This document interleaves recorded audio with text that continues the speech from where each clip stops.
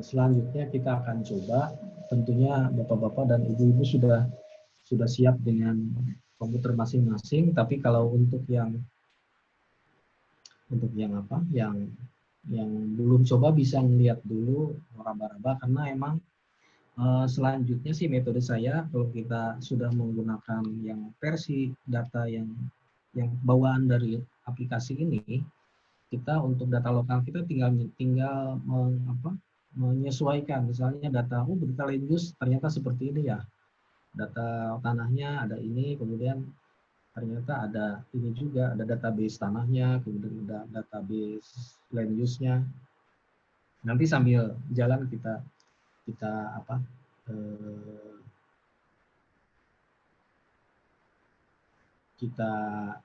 saya jelaskan secara ini sambil jalan. Pertama-tama bentar ya, saya buka dulu ini, nanti baru saya share.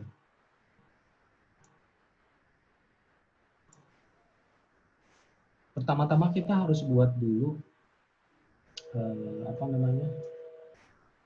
buat dulu si foldernya,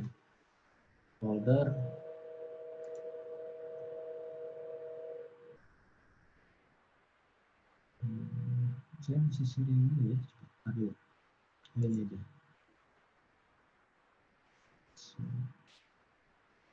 Nah, pertama-tama saya jelaskan dulu, kalau kita sudah install, ini kelihatan ya, yang ininya, apa namanya? Ya, kelihatan Pak. Kelihatan ya, folder yang saya ini. Pertama-tama kita mesti lihat dulu, kalau begitu kita selesai install, di C ya, di C ini ada SWOT otomatis ini, karena kita udah install. Dan di dalamnya ini ada di database, ini ada example data di sini. Nah, example data itu terdiri dari data cluster biasanya, data land use, kemudian data tanah, kemudian data DEM juga. DEM itu untuk karakteristik topografinya. Nah, itu data spasialnya yang kita butuhkan. Kemudian untuk sebenarnya ini step by step-nya ada di PDF yang kemarin saya share, itu sama persis di dalamnya juga, karena itu untuk mempelajari belajar menggunakan SWOT dengan menggunakan example data. Kemudian selain itu kita perlu data hujan, itu data hujannya ini, data hujannya berupa teks. File yang pertama ini, yang PCPROP, ini adalah data posisi hujannya, misalnya ini kan nomor 1 data hujan nomor 1 ini berarti filenya yang ini ya, yang hop 0 PCP. Nah, ini posisinya di latitude longitude-nya ada, elevasinya ada. Kemudian data hujan itu 4 stasiun ini tadi, 5 stasiun ini tadi, ini datanya seperti ini. Berarti yang di atas ini, yang di atas nih, data ininya nih 19770101 itu inisial awal dari hujan, ini harian ya. Berarti ini 1 Januari tahun 1977 datanya. Begitu juga yang lain, sama. Ya. Ini datanya. Kemudian untuk data iklim stasiunnya ini, ada 4 stasiun iklim untuk temperatur maksimum minimum ya. Ini ada temperatur 2902, berarti filenya file yang ini. Nah, di dalamnya itu minimum maksimum.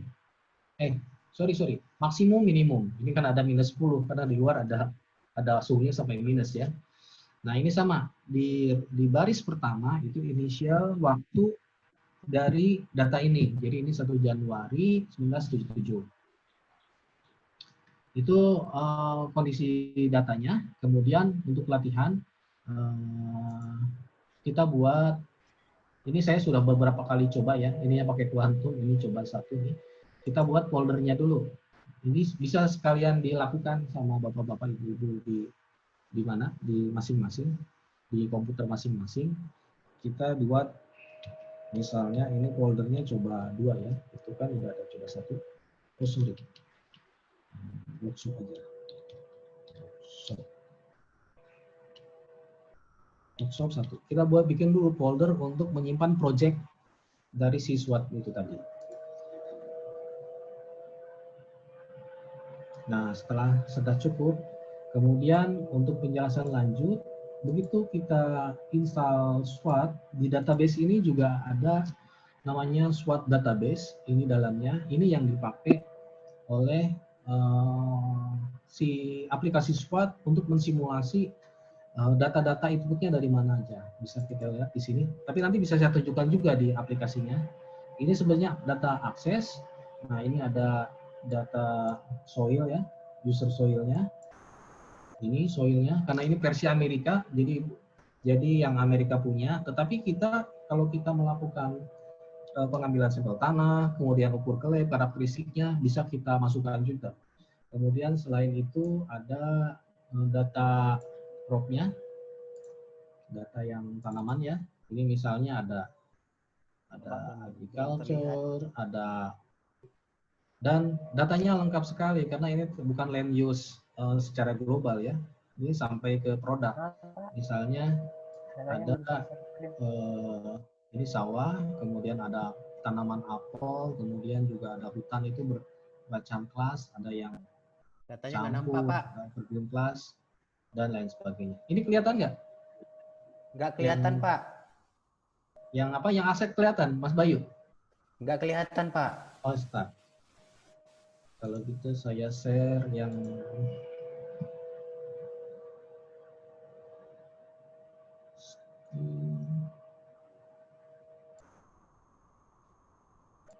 ini ya, kelihatan ya? Yang akses nih. Ini yang database ininya untuk penggunaan lahan. Kelihatan Mas Bayu? Kelihatan, Pak. Nah, ini untuk misalnya tanaman, ada soybean, ada kacang-kacangan dan lain sebagainya, ini ada.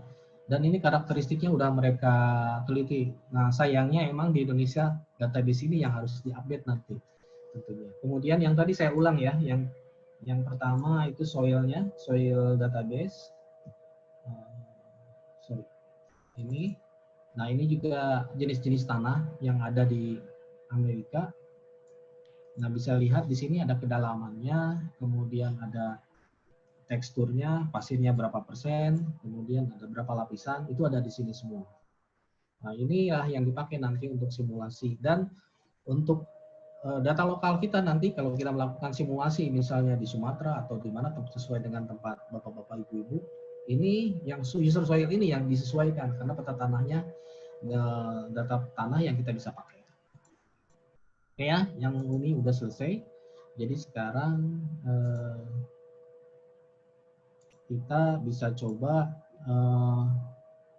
langsung ke buka SWOT-nya. Bisa sambil buka PDF yang kemarin. Step by step-nya sama persis. Cuma ada beberapa yang karena nggak bisa dilakukan di Indonesia, saya rubah-rubah dari jenis tanah.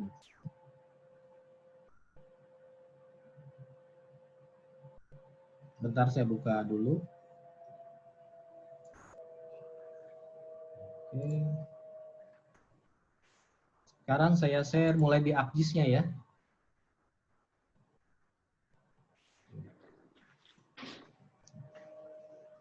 Udah kelihatan yang ini, yang ArcGIS? Kelihatan, Pak. Kelihatan. Ya? Ini ArcGIS yang baru buka nih. Baru dibuka. Kemudian kalau yang bapak-bapak ibu belum SWOT-nya belum ini bisa di toolbar ini kemudian diaktifkan dengan cara mengklik di sini. Kalau sudah aktif dia akan keluar. Ada 1, 2, 3, 4, 5, 6 ya.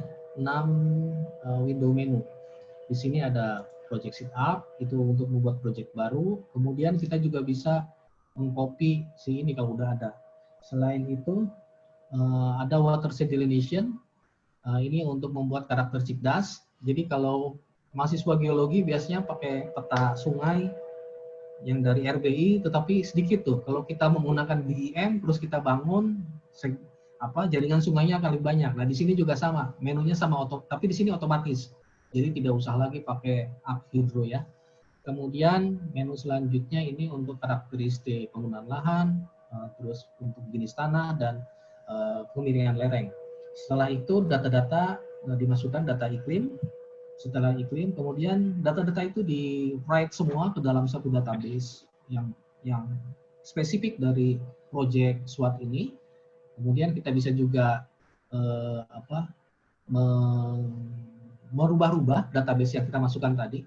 Jadi database yang saya tadi tampilkan itu bisa kita rubah juga di dalam ini. Setelah itu bisa kita simulasi dan kita lihat hasilnya seperti apa. Nah itu urut-urutannya. Urutan pertama kita buat dulu project yang baru. Di sini ada ini SWOT project. Kita save aja. Nah kita save di folder yang kita buat tadi. Yang pertama kan saya buat folder yang di mana yang di example 1 tuh, bikin subfolder. Yang ini contohnya di workshop, masuk aja di sini, save di dalam workshop. Kita samakan aja filenya karena dia akan menjadi nama database project yang kita bangun. Jadi sama ini workshop 1. Terus ini kita save. Setelah keluar akan keluar project setup-nya. Nah, ini di sini kita mesti memilih nih project directory-nya di mana. Nah, ini pilihannya folder yang tadi, yang ini. Oke, bisa ngikutin. Select foldernya berarti workshop 1. Jangan usah masuk ke dalam. Workshop 1, kemudian di oke.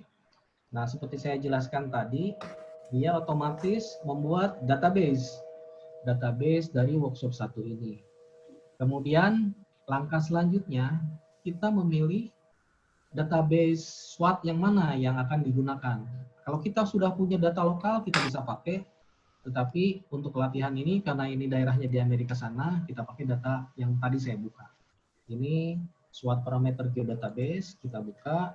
Ini adanya di C, di folder SWOT, yang database ya. Nah, kita pilih yang SWOT ini. 2012. Ini ada, kalau saya ada SWOT Cisadane, ada yang SWOT ini untuk Jawa Barat nih. Tapi karena ini sudah saya rubah-rubah. Nah, karena kita untuk latihan, jadi kita pakai yang SWOT 2012. Tinggal kita add. Halo Pak Iwan. Ya, Mas Bayu. Pak, itu tadi saya agak ketinggal Pak. Itu SWOT 2012 itu di database example berapa ya Pak? Di luarnya, di luar example. Oh, di luar example. Yang data akses tadi. Iya. Di database.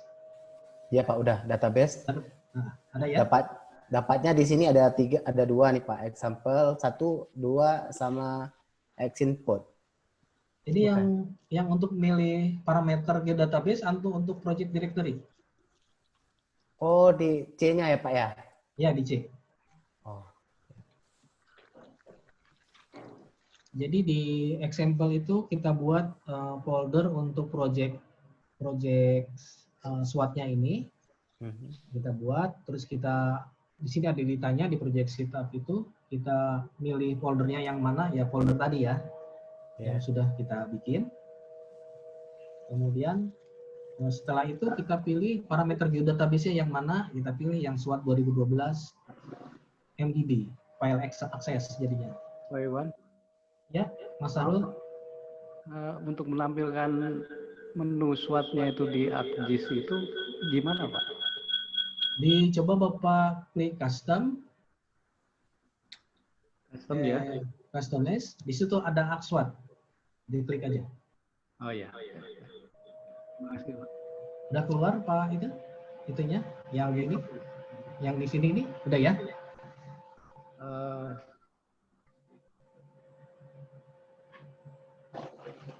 Di toolbar ya?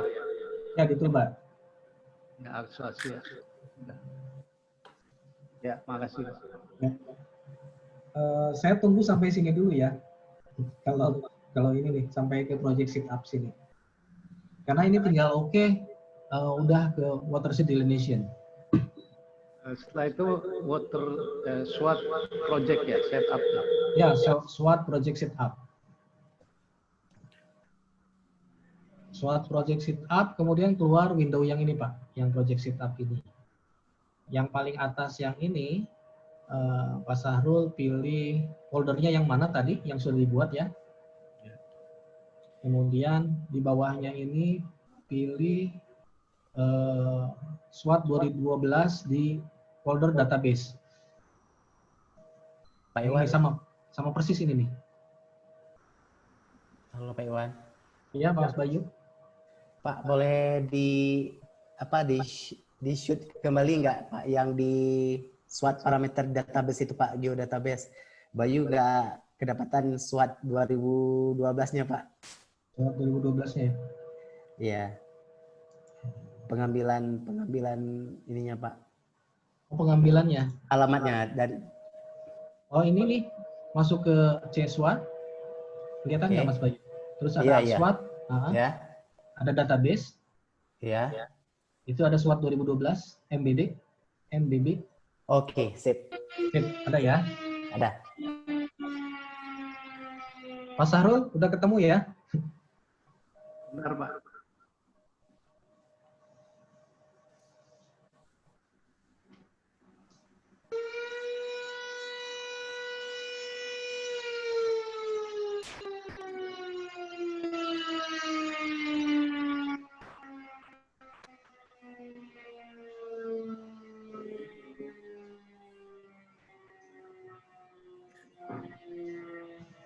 Pak Iwan.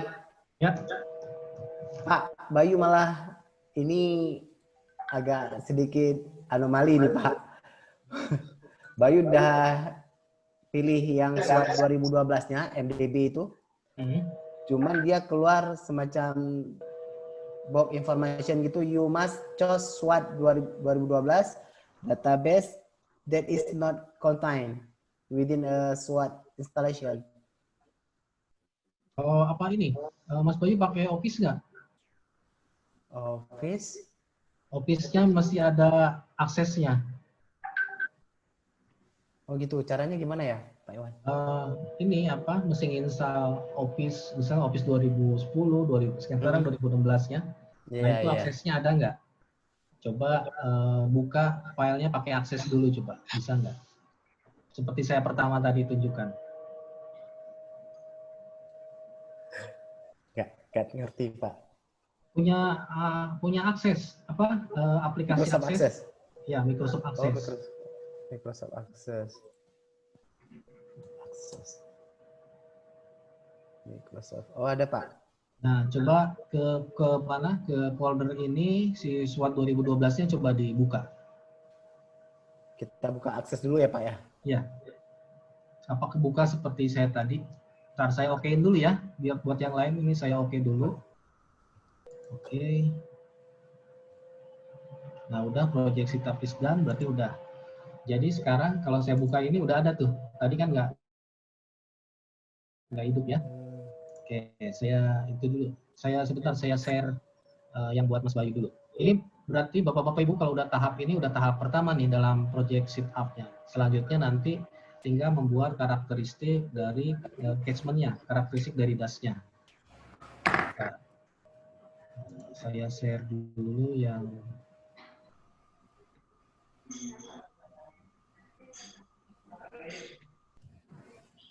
ini ya. Ini Mas Bayu, yang ini ada? Yang oh iya. Ya. Nah, coba diklik double, dia bisa kebuka nggak pakai akses? Double klik. Apa ya, Wan? Database, oke. SWOT 2000, oke. SWOT 2000. Nah, keluar seperti ini. Apa ya? Keluarnya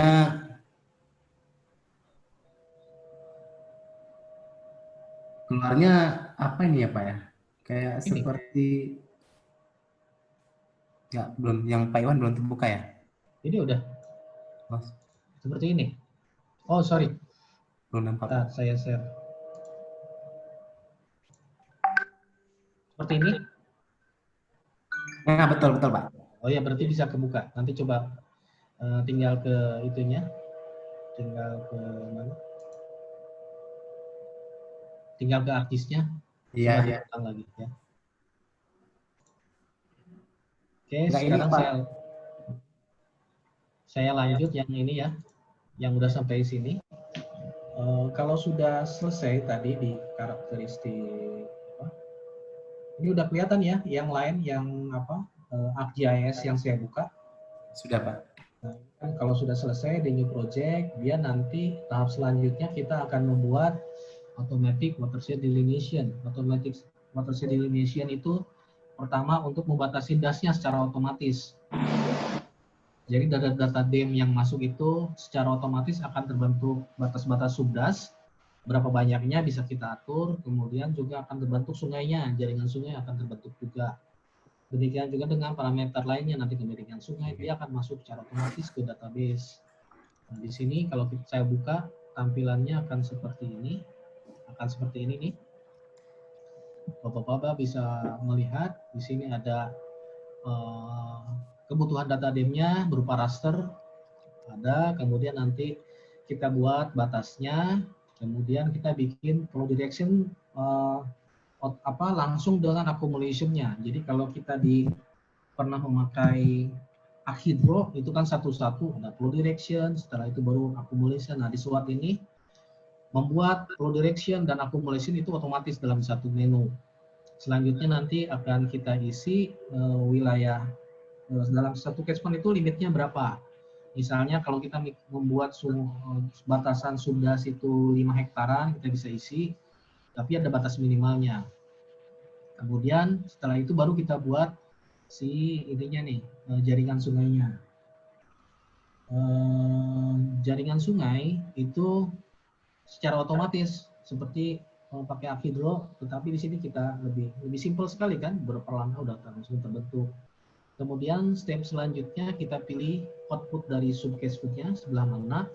Misalnya nih, kalau yang di Bogor kan tahu Ciliwung Hulu itu output-nya di mana? Katulampa. Nah, titik Katulampa itulah yang kita titikin nanti.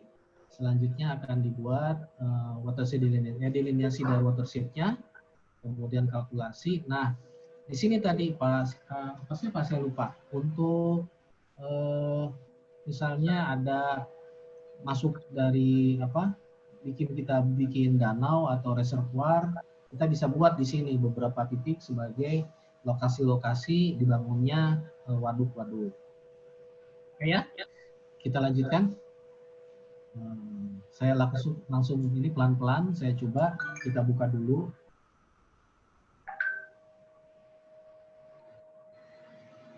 Nah, kita buka, kemudian di sini ada load from disk. Kalau yang kita buka duluan, udah tampil di map-nya ini, kita bisa select from map, tetapi karena kita mulai belum kita panggil, jadi kita pilih load from disk. Berarti kita pilih dari mana? Example 1 ini ya. Kemudian kita pilih datanya. Kalau yang ini bisa nanya langsung di sini. Nah, ini ada DEM.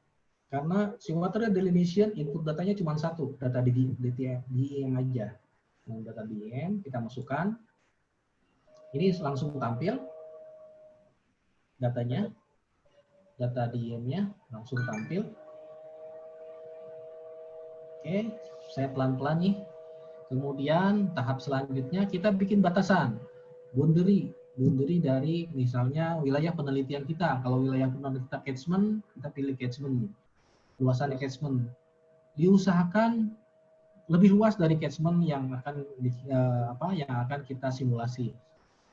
Ini kita pilih, misalnya buka, terus kemudian karena nggak ada, sebenarnya ada di sini nih word from disk, tapi saya coba memperkenalkan kepada bapak-bapak, ibu-ibu, kita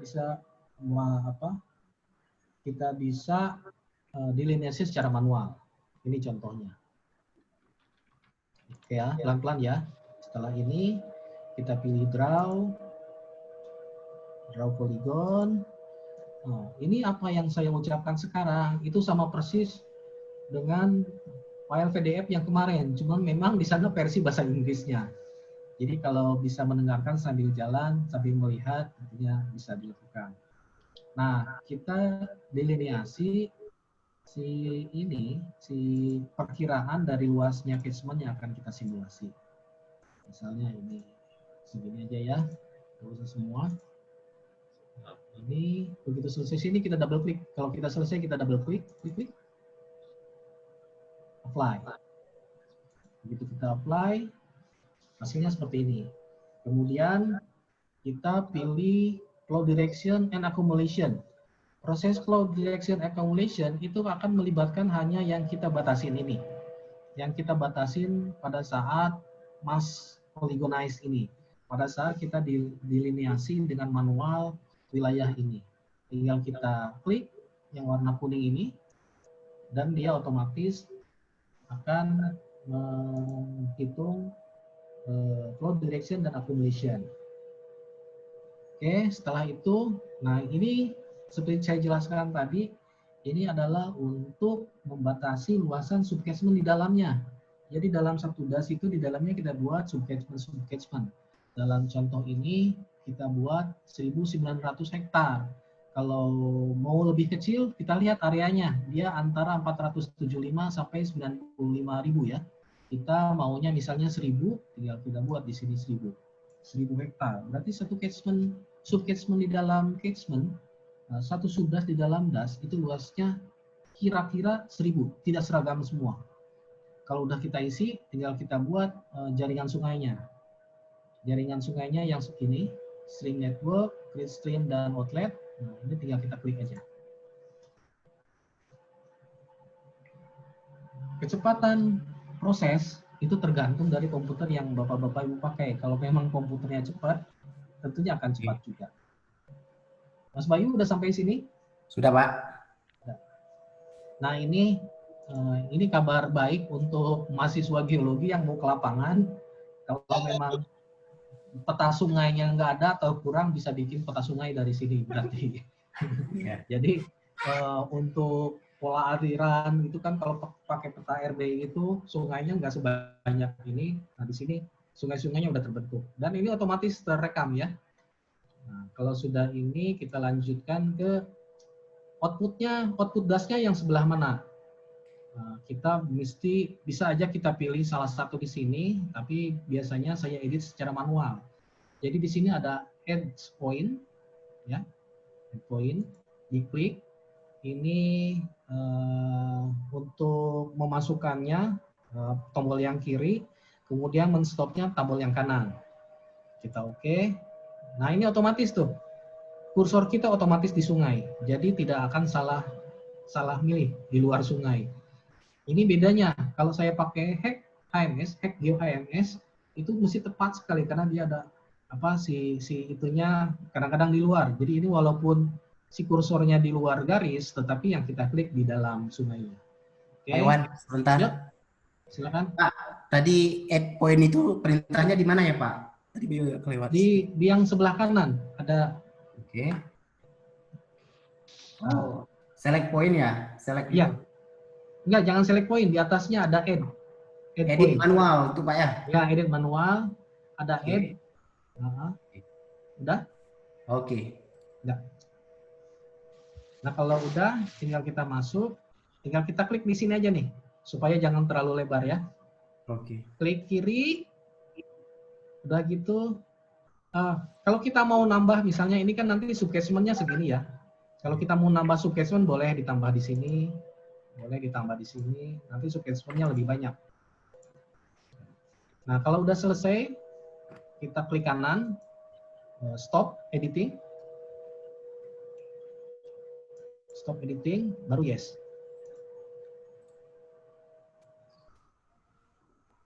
Nah, kalau udah Bapak, yes, ya.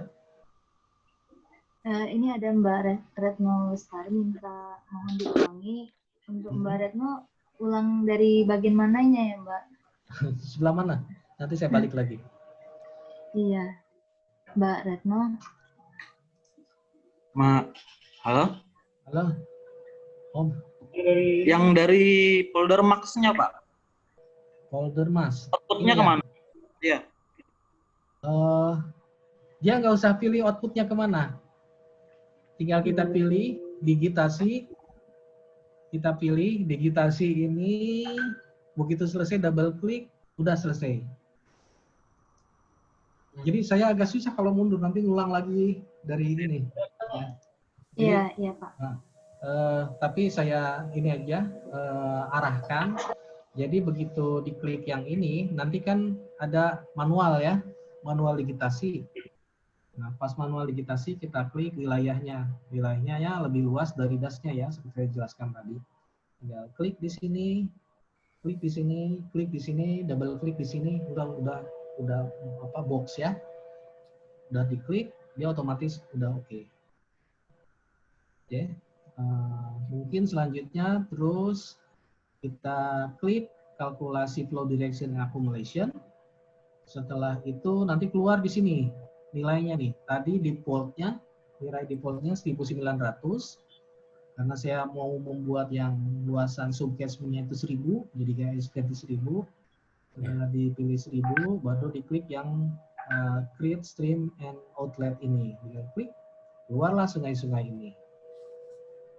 Setelah ini selesai, kita mau merencanakan, ini buat Mas Bayu juga ya, yang sub-base outlet ini, yang edit manual, pilih yang ini Mas, yang add point nih. Oke. Point diklik, nanti diklik di sini. Kalau mau nggak mau ribet banyak-banyak, tinggal klik satu aja di sini. Siapa? Ya. Oke, saya lanjutkan nih. Yang lain udah sampai sini.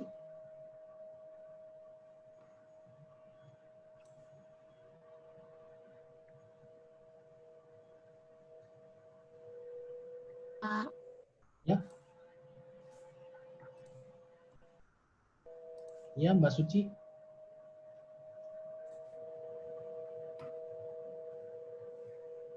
Kalau udah tahap tinggal sedikit lagi selanjutnya.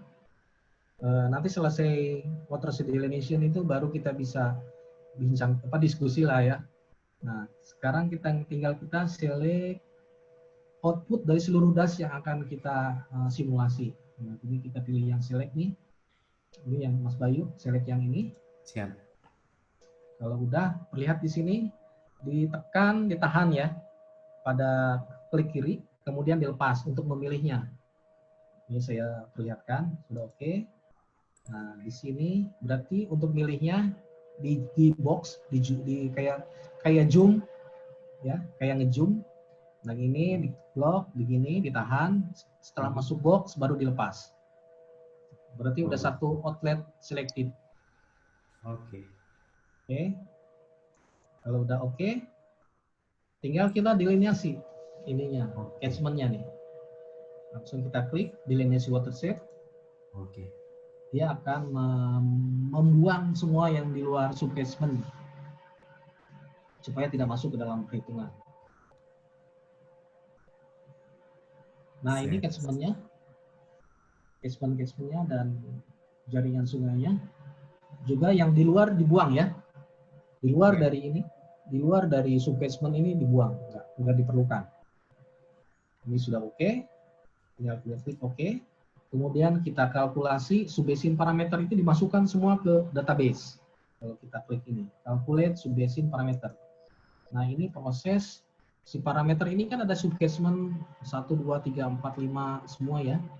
Nah, itu parameter semuanya, kemiringan lereng, panjang sungai di dalamnya itu dimasukkan ke dalam database project SWAR.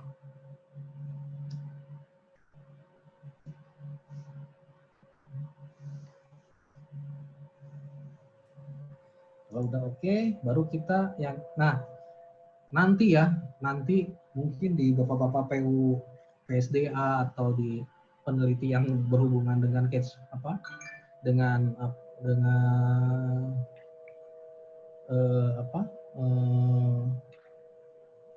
sumber daya air, kita bisa juga masukkan ini reservoir. Tinggal kita klik, dia reservoirnya lokasinya di mana di sini, di subcatchment mana. Sebenarnya kalau direncanakan lebih baik, bisa kita seperti saya tadi ditambah subcatchment-nya. Nah, ini emang untuk mensimulasi bagaimana kalau yang terbaik itu si waduk dibangun di mana, dampaknya yang lebih itu di mana. Ya, tapi ini nanti ini mah udah tingkat lanjut karena kan ini yang saya sampaikan ini versi dasar sekali dari pelatihan SWOT. Kalau udah kita exit.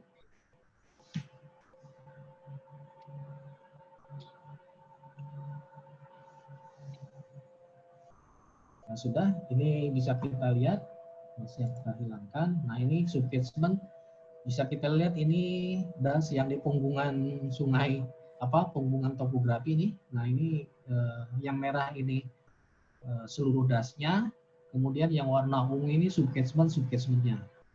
Nah, kalau mau lihat itunya, bisa kita lihat tabelnya ini, masing-masing subcatchment. Ada 26 subcatchment ya, 26 subcatchment, dan masing-masing ada kemiringan masing-masing subcatchment rata-rata, kemudian lokasi titik-titiknya, lokasinya. Mantap. Ini bisa kita tampilkan juga nomor subcatchment.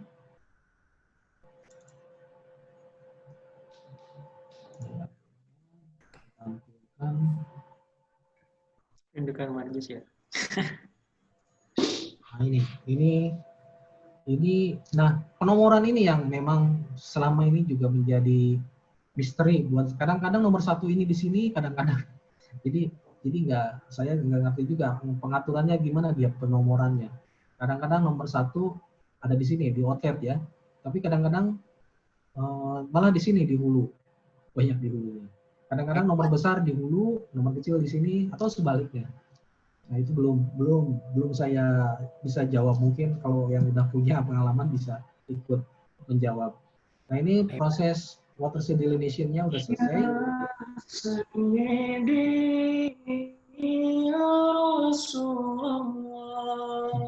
Ini untuk tahap water delineation-nya udah selesai.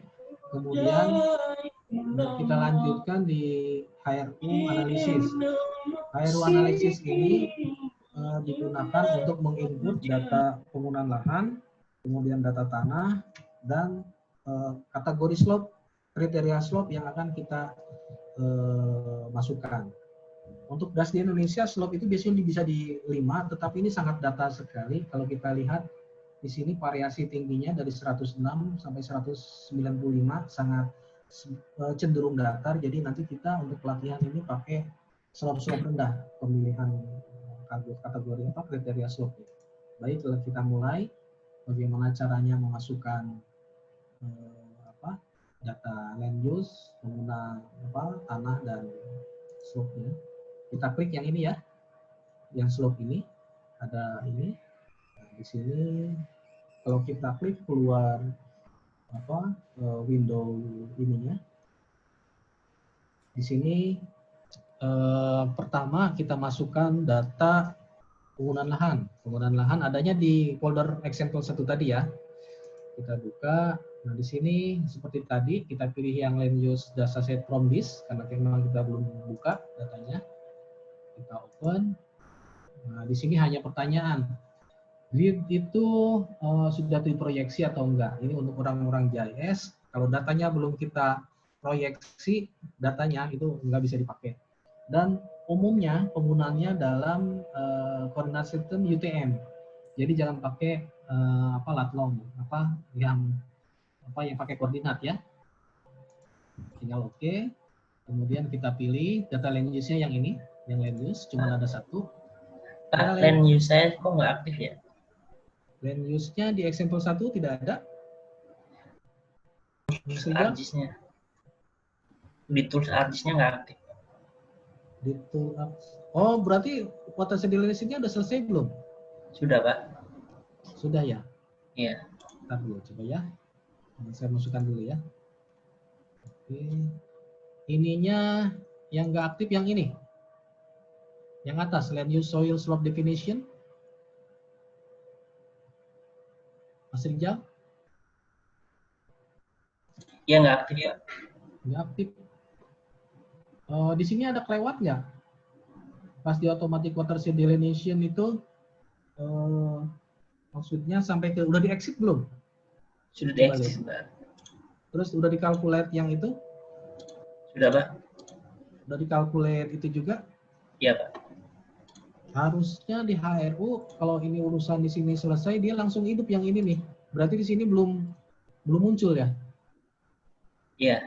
Coba sekarang di save dulu, terus kan keluar, terus buka lagi coba. Oh iya Pak, siap Pak. Ya Pak, lanjut aja Pak. Ya, ya. Nanti Makasih, Pak. kalau udah ini saya bisa balik lagi kalau udah sampai akhir karena sebenarnya butuh waktu yang pendek sih.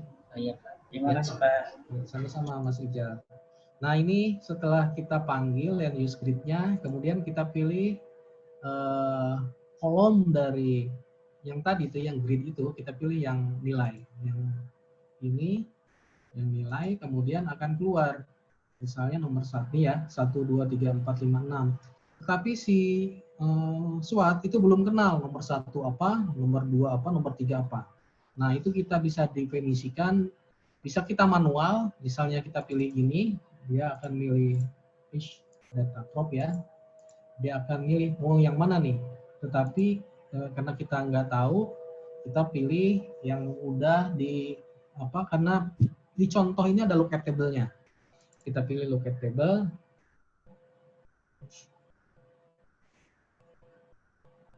Yang ini, kemudian kita pilih user. Nah, lookup table-nya itu ada yang ini. Ada 2 versi ya, ada DBF, ada yang teks. Itu dua-duanya bisa dipakai. Kalau saya pilih yang teks. Mas Bayu ada? Pak Iwan, halo. Ya. Bayu malah waktu kita cos itu Pak, cos grid file itu, Bayu pilih yang value, malah nggak keluar di tabel bawah SWOT land use Oh classification. ininya nggak keluar. Ya. Coba pilih dulu ya. Berarti pas pilih ini, jangan-jangan count kepilihnya, coba ulangi. Value Taiwan. Value. Ya. Yang file ininya udah benar, yang land use. Betul itu C SWOT, R SWOT database, example 1 work tadi kan, watershed, grid and land use. Udah benar. Udah benar. Udah. Kalau dari Coba diulang panggil lagi, Mas Bayu. Gimana Pak?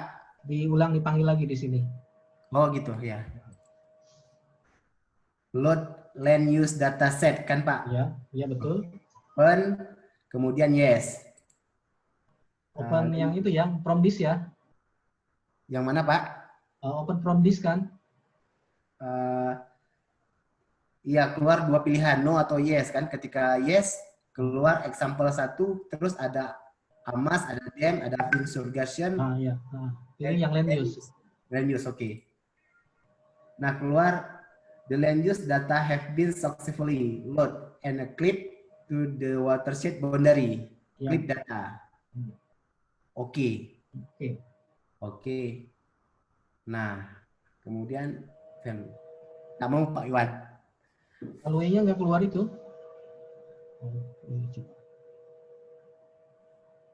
Kawan juga saya terusin ini dulu ya, Mas Bayu ya. Boleh Pak. Nah, selanjutnya di reclass. Kalau udah dulu lookup table, kemudian kita reclass. Nah, udah di sini ya, kalau udah di reclass kelihatan mana yang apa semak belukar, mana yang apa rumput, mana yang FRS ini forest, yang forest, mana yang water nih, ini air, kemudian ada agriculture sama pemukiman yang urban. Ini berarti udah di reclass. Nanti setelah ini saya balik lagi ke itu, Mas Bayu. Kemudian kita pilih yang soilnya. Soilnya juga sama nih. Load soil dataset from this. Ini open. Ini udah proyeksi apa belum? Ditanya yes. Kemudian kita pilih soil di sini. Klik soil, select. Nah ini cuma ditanya si data soilnya itu berapa persen yang masuk. Kalau dia coverage-nya kurang dari 95 nggak mau. Kalau ini karena udah 99,7 berarti masih bisa dipakai. Nah ini data tanahnya. Data tanahnya seperti ini. Kemudian sama juga seperti land use tadi, kita pilih ininya, yang value ya, di oke. Berarti ada berapa nih? 2, 3, 4, 5, 6. Berarti ada 5 jenis tanah ya. Nah di sini yang berbeda dengan PDF yang saya share, ini kita pilih user, kita pilihnya satu-satu aja, kacak dulu ya. Ini cuma buat latihan. Kita pilih name-nya, nah ini kita pilih Farmington, misalnya jenis tanahnya. Kemudian yang kedua pilih sign urban. Walaupun ini nggak sesuai sih. Kalau pas kita pakai data lokal ini harus sesuai. Kemudian yang kelima numerik ya. numerik, baru ini 26. Kalau udah, kita reclass juga, klik. Oke, berarti udah 2 parameter masuk. Lihat tanahnya sudah masuk. Kemudian ini pengenahan. Tahap selanjutnya slope. Kita pilih multiple slope, tetapi karena ini daerahnya datar, kita cuma pilih 2 dan si kriterianya kita pisahkan pada kemiringan 5 derajat. Ya, ini ya, ininya milih 1 nih, kemudian ini 5%, baru kita add. Di sini ada dua kelas lereng ya, 0 sampai 5 dan lebih besar dari 5%. Kemudian ini kita juga reclass. Sudah oke. Baru kita overlay. Nah, ini membuat HRU namanya, Hydrology Response Unit. Kita buat HRU-nya. Sedikit mungkin terkait dengan Ya, selesai yang ini.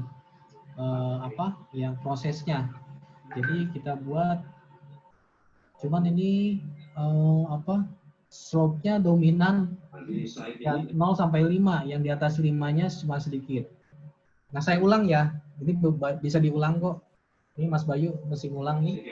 Saya ulang ya Mas Bayu. Siap. Ini land use, yang ini ya. Ya. Tadi siapa yang ini ya, nggak tampil ininya? Oh, udah diulang ya. Nah, ini kemudian kita pilih land use grid. Kita pilih yang this ya. Open. Ini yes.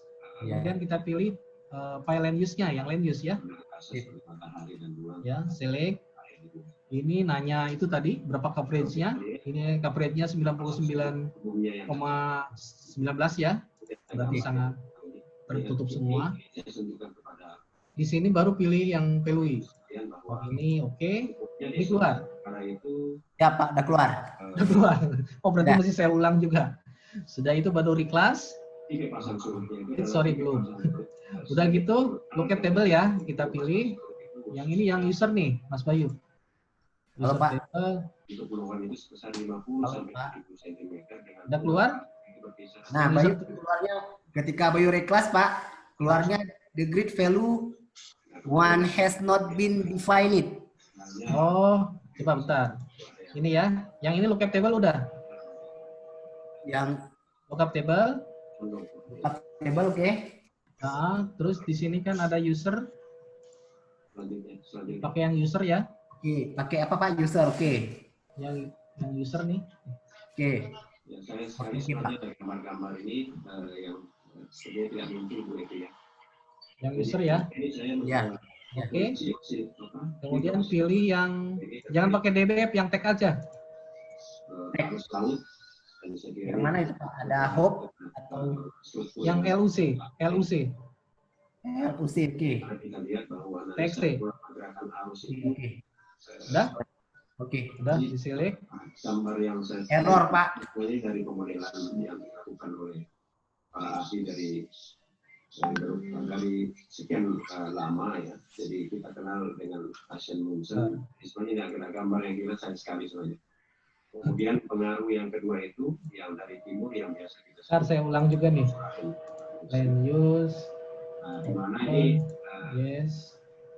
Sebenarnya ada gambar yang menunjukkan bahwa pergerakan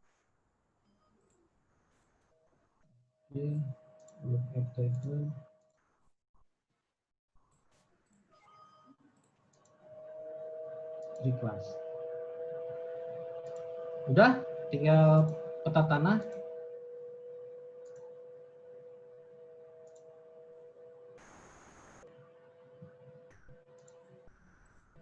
Ini peta tanah juga ada sama prosesnya. Tapi yang ini ya. Pak Iwan tadi pas Bayu sudah lookup table, dia keluar expensive program error. Atau Mas Bayu jangan pakai lookup table, pilih satu aja. Oh gitu, pula. Pilih. Mungkin itunya yang lookup table-nya yang kurang. Oke, Pak. Untuk tanah pilih random aja ya. Oke.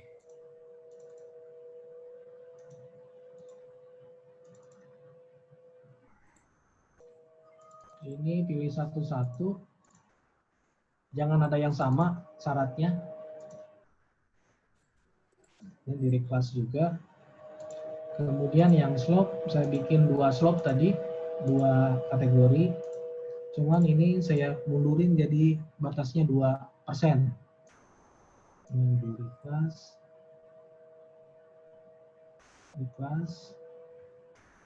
Oke, terus overlay. Nah, ini lebih kelihatan yang di atas 2%, yang ini yang dekat-dekat sungai. Ini udah tahapan hidrologi respon unit definition. Jadi kita udah mendefinisikan masing-masing HRU dan ini HRU definitionnya nih, kita mau buat thresholdnya di sini. Threshold misalnya gini, maksudnya kita seberapa sensitif, bisa aja 0,0 semua, jadi semua dilabatkan. Tapi kalau untuk wilayah yang luas tentunya nanti membutuhkan memori komputer yang sangat tinggi. Jadi untuk HRU definition ini, misalnya kita pilih untuk land use 8%, berarti ada 8% yang tidak dikalkulasi. Misalnya kemudian yang ini yang kelas itu 8% juga. Nah ini misalnya kita bikin lebih rendah 6 derajat. Ini nilai ini tidak ada patokannya, hanya menunjukkan sensitivitas dari masing 3 parameter ini. Land use, soil, sama si kemiringan lereng. Kita juga bisa misalnya kalau misalnya yang land use-nya 8% ada luasan penggunaan lahan yang tidak terlibatkan, padahal itu penting. Nah itu juga bisa kita pilih land use refine optional, itu misalnya pemukiman, karena kalau tidak tercover di sini dia akan hilang ya di kalkulasi, tapi kita bisa masih melibatkan pakai menu yang sebelah kanan ini. Itu untuk ke depan, tapi untuk sekarang kita cuma pilih ini aja dulu supaya kita bisa mensimulasi ke depan ya. Udah gitu kita create HRU-nya.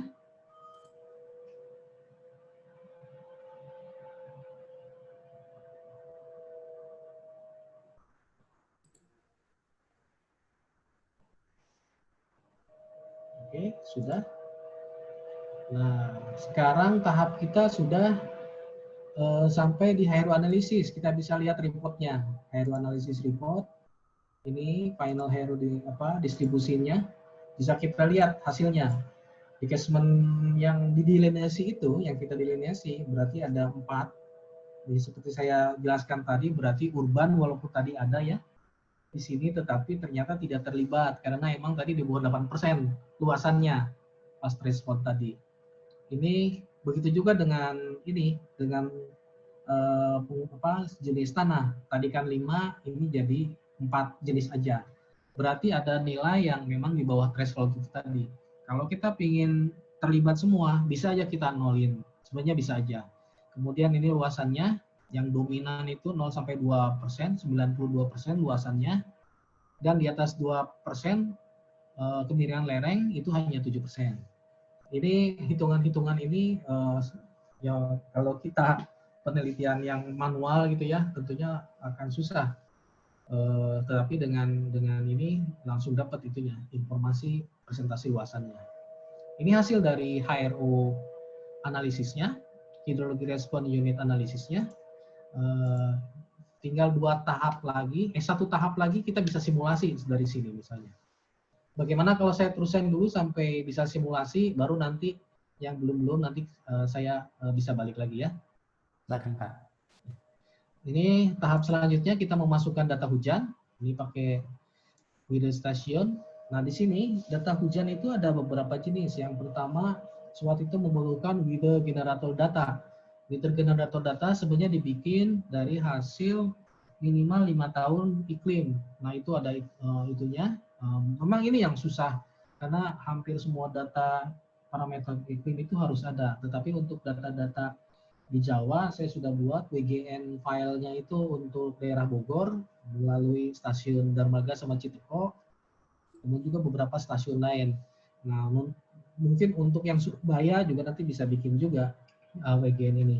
WGN file ini fungsinya untuk menambal. Kalau misalnya ada data hujan yang bolong-bolong, kosong-kosong, nanti ditambal sama data ini, diinterpolasi. Ini kita pilih WGN user, nah, kemudian rainfall datanya kita masukkan, rainfall, rain gauge, kita masukkan filenya, itu adanya sama di data tadi, di data folder ArcSWAT, database, example 1. Nah ini kita pilih yang PC Report tadi, yang saya jelaskan tadi. Yang kita masukkan hanya lokasinya, dia otomatis nanti memanggil file-file masing-masing stasiun hujan ini tadi. Ini udah masuk, kemudian temperaturnya kita pilih.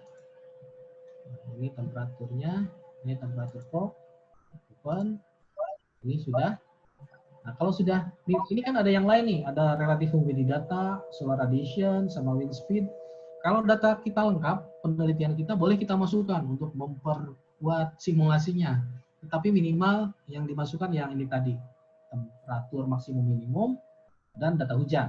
Kalau sudah, kita oke, sampai processing complete, oke. Baru kita write semua data ke dalam satu database untuk simulasi. Ini write data, select all, create table, yes. Nah ini yang agak lama karena emang data-data hujan tadi, kemudian data karakteristik das, data HRU dimasukkan ke dalam satu database yang besar. Oke. Nah, kalau udah oke, tinggal kita simulasi di sini. Tinggal kita simulasi, kita run. Ini tergantung dari komputer bapak-bapak, ibu-ibu. Kalau 64 bit, ya 64 bit.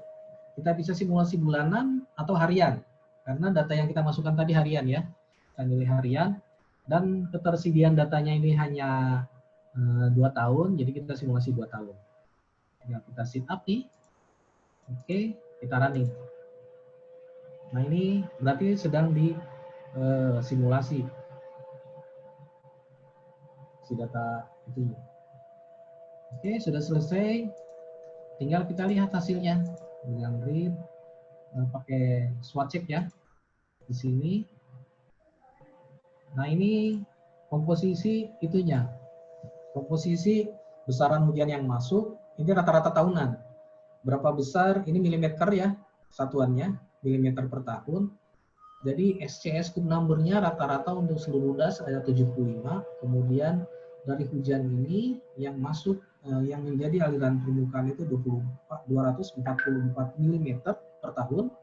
Kemudian ada interflow 7,49. Kemudian ada yang jadi base flow itu 179. Ini kemudian yang dikembalikan menjadi evapotranspirasi ini nilainya. Kemudian yang menjadi perkolasi ke akuifer dangkal ini dan dimasukkan ke akuifer dalam segini. Ini biasanya ada nilainya ke sini, cuman di sini enggak. Biasanya ada flow. Tidak terlihat, Pak. Kenapa? Tidak terlihat yang ditampilkan. Oh, yang ditampilkan tidak terlihat. Oke. Ininya ya. Hasilnya Pak tadi yang hasilnya. Iya. Ntar dulu, berarti saya stop share yang ini ya, karena mungkin ini parameter yang beda. Oke. Saya share yang ini. Yang ini kelihatan ya? Dia ya? Yang suara error. Nah, yang ini.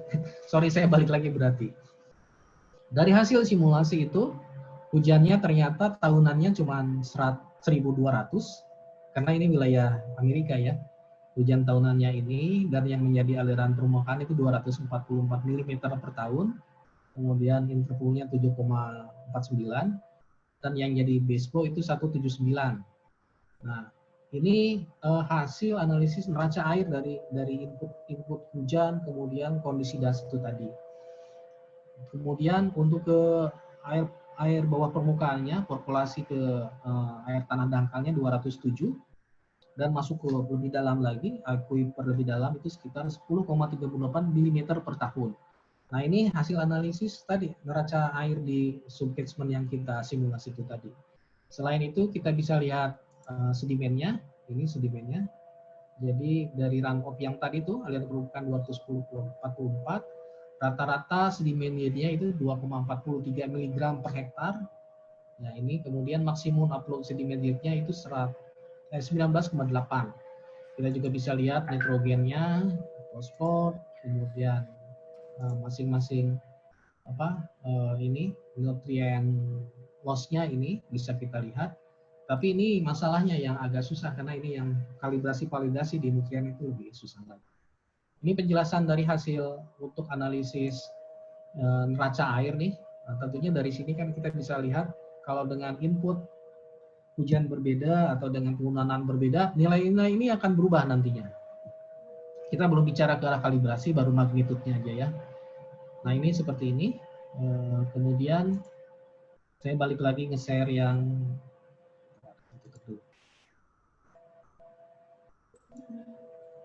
kemudian saya share yang tadi ya, lanjutan yang tadi. Yang ini. Nah, si hasil ini kemudian kita bisa save hasilnya di output file di sini. Kita bisa untuk debit kita save di reads, kemudian untuk yang sub catchment-nya kita di sub di mana di file sub, kemudian output yang HRU kita bisa di HRU. Ini kita bisa import datanya. Ini sudah oke. Kemudian bisa kita lihat hasilnya di file kita kan tadi di database example 1, terus folder saya kan di sini.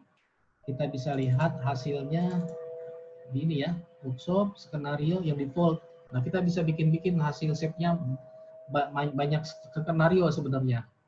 Kemudian ini yang output yang saya rekam barusan, yang saya save. Bisa lihat kita hasilnya. Yang kalau tadi yang saya jelaskan tahunan itu untuk tahunan, tetapi untuk hariannya bisa kita lihat di sini. Ini ada yang rich ya, jadi kita bisa lihat. Kita mau lihat data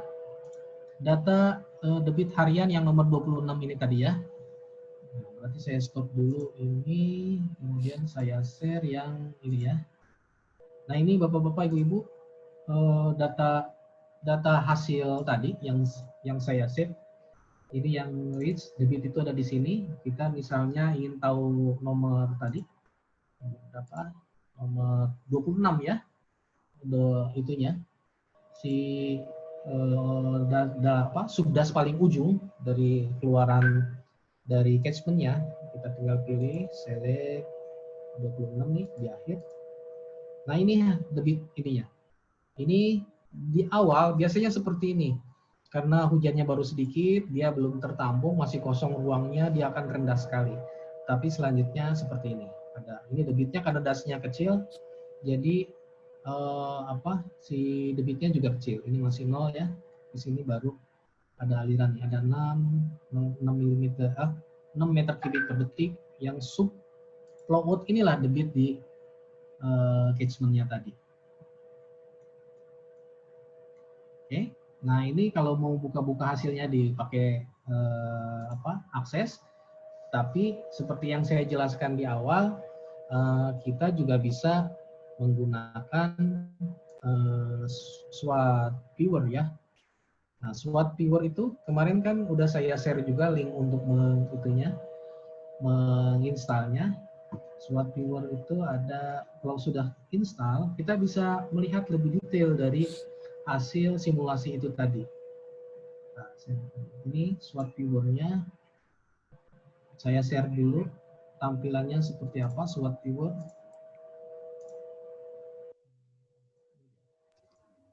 Nah, ini tampilan dari SWOT viewer. Kita buka dulu hasil yang tadi, hasil yang simulasi yang pelatihan tadi tuh.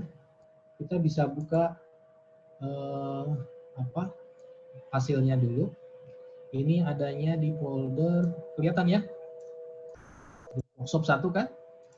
Oke, terus kalau udah kebuka bisa kita running, ini yang default ya. Kita bisa running lagi di sini sebagai data harian. Kelihatan Mas Bayu? Kelihatan Pak.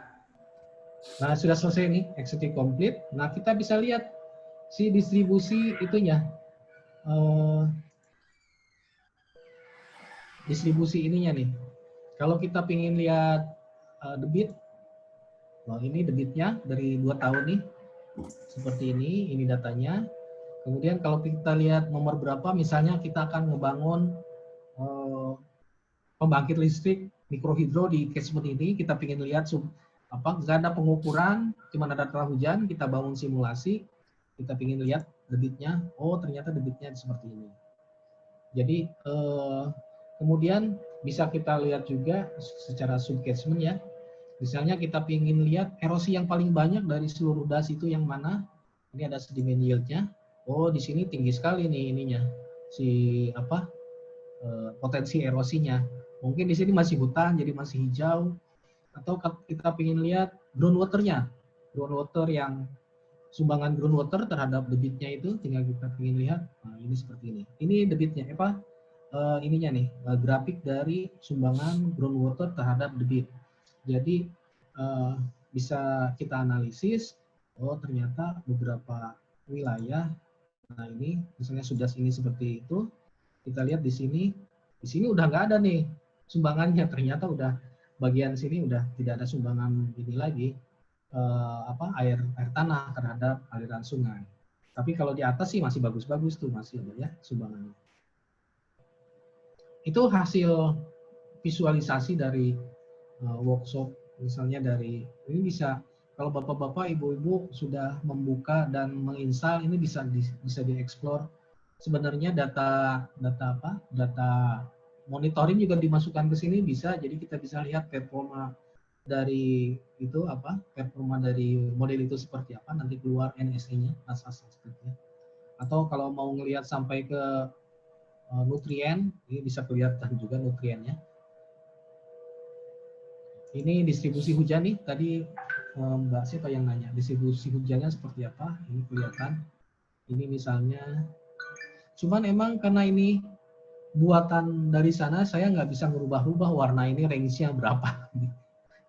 Tapi kalau mau lebih yang bagus, yang seperti saya tadi tuh, membuat untuk groundwater, kita tinggal data akses tadi, kita ambil, kita masukkan lagi ke sudas-sudasnya, baru kita olah lagi, bisa kelihatan juga. Oke, Halo, itu Pak Iwan. ya Pak Mas Bayu. Pak Iwan, Bayu mau nanya dulu. Ini terkait sama program kita ini, SWOT ini. Pengaruh ya Pak, titik sama koma itu Pak? Karena iya. Karena Bayu ini kebetulan ada berapa kali coba, error kan Pak kan? Apakah ada ngaruh? Karena kalau kayak HKMS atau apa gitu, Hegioras gitu kan, itu kan pengaruh sama titik atau koma Pak. Nah ini sama ya Pak ya? Sama. Jadi semua format penulisan itu keyboard sama itu harus dengan versi US ya, US English. Oh gitu. Nah, itu yang ini ya Pak ya, penyebab errornya atau gimana? Kayaknya mungkin itu karena jadi nggak bisa nulis kalau format komputer Mas Bayu masih Indonesian format itu kan koma desimalnya. Nah itu dia nggak bisa nulis. Gitu. Tapi HKMS-nya jalan di sini Pak. HKMS jalan. Nah HKMS emang coba dicek di ini di mana di komputer konfigurasi masih pakai Indonesian format atau udah US format. Sebentar Pak. Error soalnya. Oke, ada izin bertanya. Saya mau tanya Pak. Oke. Siapa duluan, Mbak Jaina? Iya. Silakan. Jadi gini Pak, saya kan sebenarnya udah pakai SWOT, cuman di run SWOT check-nya itu di bagian hidrologi dan lain-lainnya tuh hasilnya tuh selalu 0 gitu. Saya tuh udah bolak-balik ngecek dan lain-lain sampai ke format satuan untuk presipitasi, solar radiation dan lain-lainnya tuh, tapi tetap aja 0 gitu. Dan hasilnya itu nggak bisa saya pakai di SWOT Cup juga Pak, karena di itunya tuh error gitu Pak. Saya nggak ngerti salahnya di mana Pak. Oke, ini saya lagi buka nih ya. Ntar saya share dulu. Itu karena kayaknya AKIS-nya di atas 10.2 ya, 10.3 atau? Iya, saya pakai 10.5. 10.5 ya pasti pakai kayak gitu. Tapi ada ininya, ada apa namanya? Ada pemecahannya. Karena mahasiswa saya sering kayak gitu. Kayak gitu ya Pak. Ya, Ntar saya tampilin dulu ini ya. Nah, pernah ini ada, ini kan kalau yang versi 10.1 itu Iya. langsung dihitung si SWOT check-nya itu. Tetapi untuk SWOT untuk yang kedua, di atasnya 10.2, 10.3, kalau nggak salah di atas 10.3, itu di sininya masih 0 nih, karena belum dihitung. 0, ujiannya 0, ini 0 semua. Mbak Zaina pernah ini, ngeklik yang ini, Iya, eksamin. iya, Itu kan dihitung ulang kemudian. iya. Tapi tetap nggak keluar Pak hasilnya, tetap 0. Oh, berarti si SWOT check-nya, SWOT check-nya itu mesti diupdate. SWOT check kan di mana, di menu di situs, di webnya itu kan ada tuh penjelasannya. Si SWOT check-nya itu coba di mana, di update sama yang sesuai. Ada di situ. Oh gitu. Di website SWOT Edu-nya itu ya? Ya. Ya, Pak. Ini mahasiswa saya juga dulu gitu 0 terus, tapi sekarang dia Iya. udah ada nih dengan ini. Oh, jadi SWOT checkernya ya Pak ya yang di-update coba. Dan cek juga ini sebelum di klik yang ini ya. Alamat ini udah benar belum nih? Iya, iya, iya. Ya. Maksudnya sebelum diupdate coba cek dulu semua apa udah. Ininya juga nih simulasinya 2 tahun sama persis nih dengan Mbak Zaina lakukan nggak? Kalau sama persis masih belum ada juga, coba di-update. Iya. Ya? Iya Pak, soalnya ke SWOT Cup-nya juga dia nggak bisa Pak. Iya, emang jadinya. Iya. Siap, Pak. Terima kasih Pak. Sama-sama. Permisi Pak, izin bertanya. Ya, Mas Rijal silakan. Ya Pak, saya mau bertanya soal untuk men-save datanya, data pengelolaannya itu harus diisi Pak ya? Gimana? Tolong. Untuk nge-save data pengolahan itu harus di C ya datanya ya? Enggak juga. Karena ini data example-nya ada di C, terus di C. Tetapi kalau saya simulasi untuk mensimulasi wilayah tadi ya kayak Cisadane, Ciliwung, kemudian Danau Toba, Maninjau, saya di D. Bahkan sekarang saya simulasi di Dropbox datanya. Jadi di cloud datanya saya simpen, kemudian saya simulasi.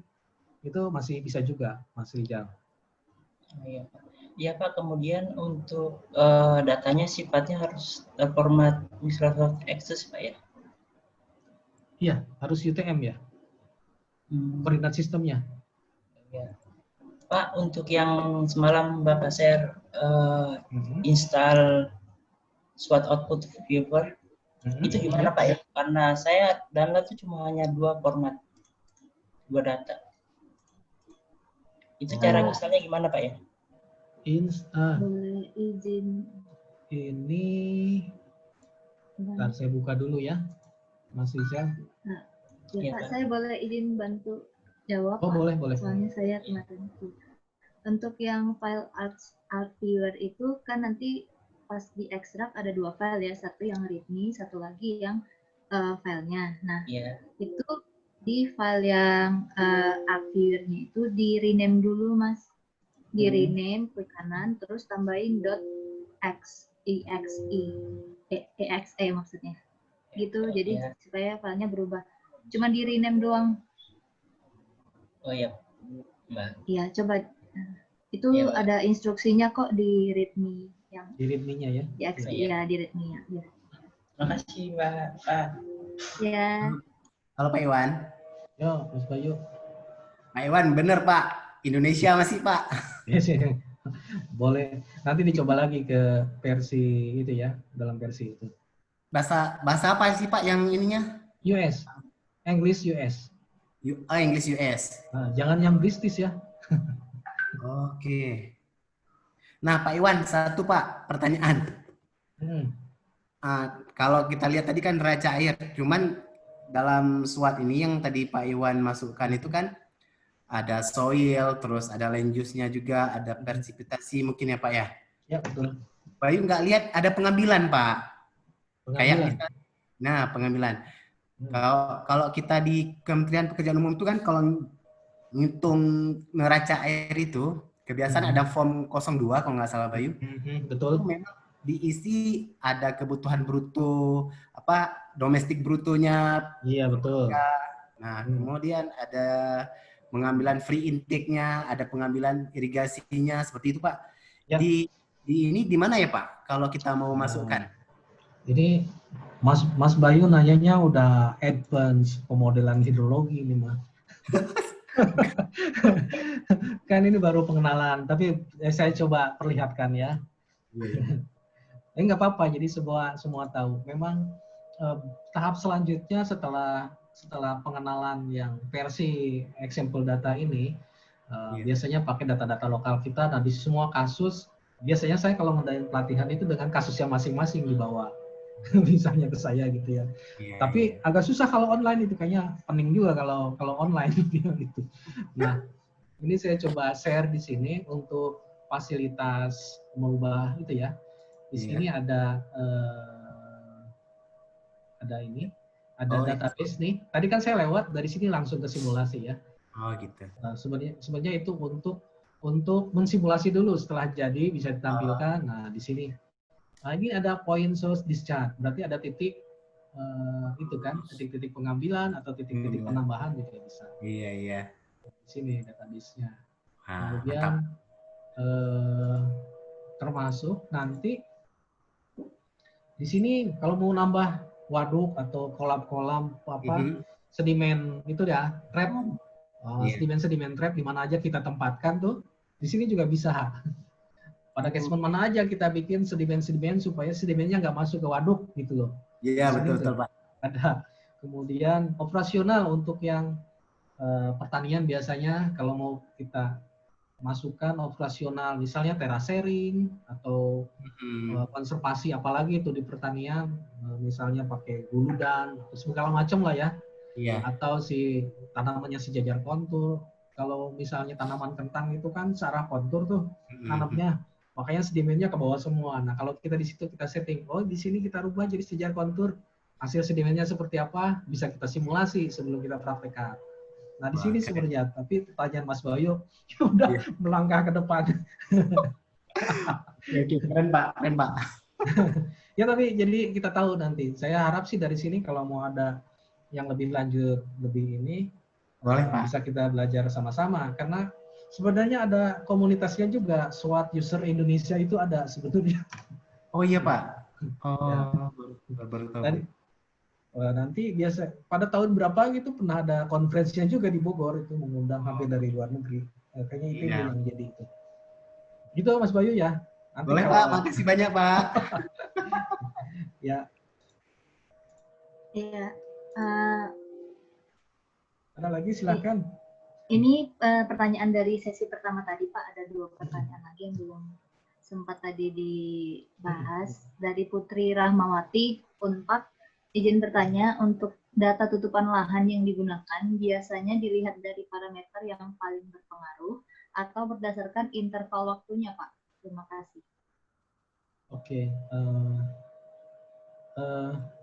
Tergantung dari tujuannya. Kalau kita misalnya mau menghitung kebutuhan air saat ini, ya, kebutuhan air saat ini nih, kita mau kalkulasi berdasarkan penggunaannya harusnya tahun ini juga kan, berarti kita mengekstrak penggunaan lahan, misalnya landset tahun 2020 kita ekstrak, kita klasifikasi dan menjadi peta penggunaan lahan. Nah, hasilnya itu baru kita simulasi dengan SWOT, baru kita hitung dengan ketersediaan air dan kebutuhan airnya, kita masukkan juga misalnya jumlah populasi atau industri segala macam di subcatchment itu, baru kita hitung. Tetapi kalau untuk misalnya untuk melihat dampak dari perubahan lahan, ini misalnya Jakarta dari kesini ke Jabodetabek lah ya, Jabodetabek dari tahun ke tahun sampai sekarang kok pemukimannya makin nambah. Bapak-bapak, ibu-ibu di Jabodetabek kan pasti udah pada beli-beli rumah gitu kan, perumahan makin luas, makin apa, ini dampaknya seperti apa ke arah sumber daya air. Nah, itu biasanya pakai data serial land use yang mulai dari tahun 90 misalnya, kalau kita punya, kita simulasi satu-satu untuk melihat, oh ternyata emang dampaknya makin lama sumber daya air itu makin sedikit karena, atau makin banjir, makin tinggi, seperti yang saya presentasikan tadi. Tergantung dari tujuannya land use dipakai itu. Atau bisa juga kita buat proyeksi land use, jadi kita bisa simulasi land use 2000 misalnya 2050 nanti seperti apa dengan kebijakan zaman sekarang yang membebaskan developer membangun pemukiman dimanapun gitu, nanti akhirnya seperti apa tuh Jabodetabek di tahun 2050 seperti itu. Iya, mungkin ada tanggapan dari Mbak Putri. Ya, Pak. Sebenarnya saya masih kurang ini ya, Pak. Aku masih kurang ngerti. Tadi kan saya lihat Bapak pakai tutupan lahan yang dari 1990 per 10 tahun tuh, Pak. Nah, itu tuh semuanya digunain sampai ke tahun 2020, Pak. Iya, untuk kasus analisis saya yang ke arah dampak perubahan lahan, saya pakai, tapi bukan berarti, gini, memang ada yang secara simultan kita input, semua penggunaan lahan itu kita masuk, jadi kalau pada tahun 90 pakai land use-nya 90, tapi itu biasanya ada tambahan pakai program R, itu untuk menginput secara dinamis. Tetapi memang itu jadi agak berat. Waktu itu juga saya pas disertasi ditawarin tuh, kamu mau dinamis nggak land use-nya? Tapi kayaknya memusingkan karena kan waktu itu memang waktunya mepet. Tapi yang saya lakukan itu satu-satu. Jadi saya simulasi tahun 90 dulu, kemudian tahun 2000, kemudian 2020, baru hasilnya yang saya banding-bandingkan dengan input yang sama tentunya.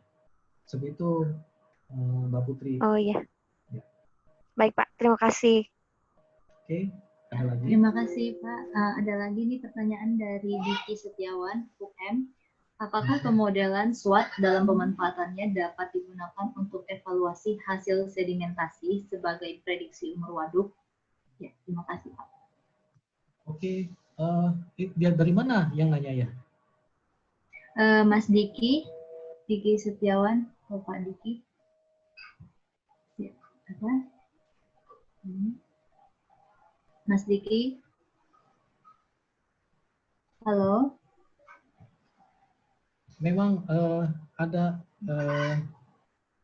tadi di contoh yang presentasi awal itu kan ada ya yang saya simulasi dampak sedimen dari satu catchment ke reservoirnya PLTA.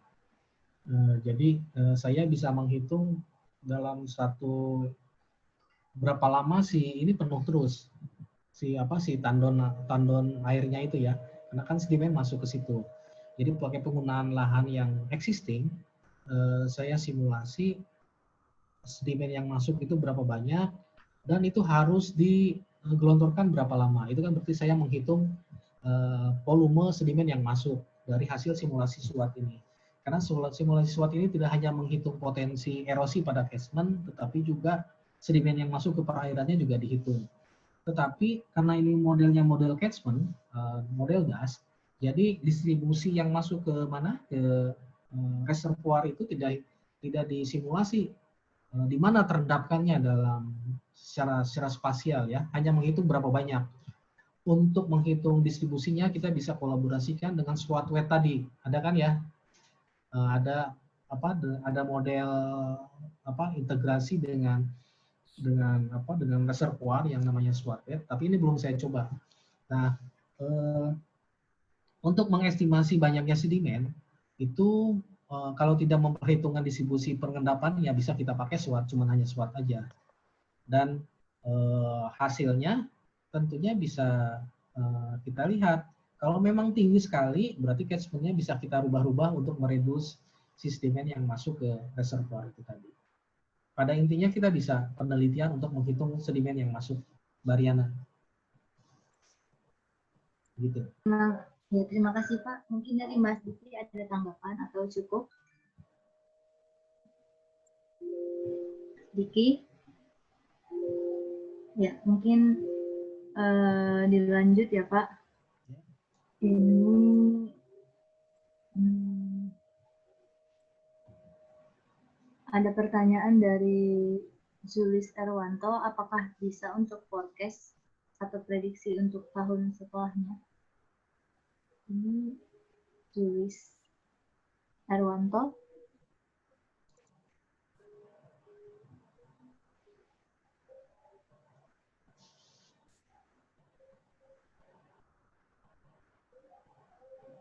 Oke, apa yang ini forecast ya? Ini, iya.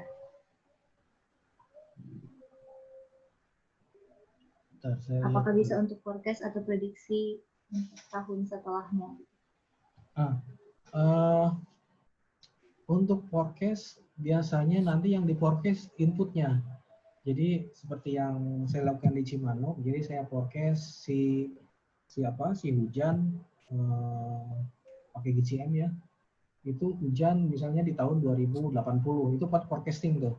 Nanti hasilnya itu yang saya input untuk mendapatkan debit di tahun masa depan itu tadi. Forecastnya seperti itu. Tetapi kalau ingin forecast benar-benar debit, itu ada satu tulisan saya yang dengan autornya dengan teman kantor juga.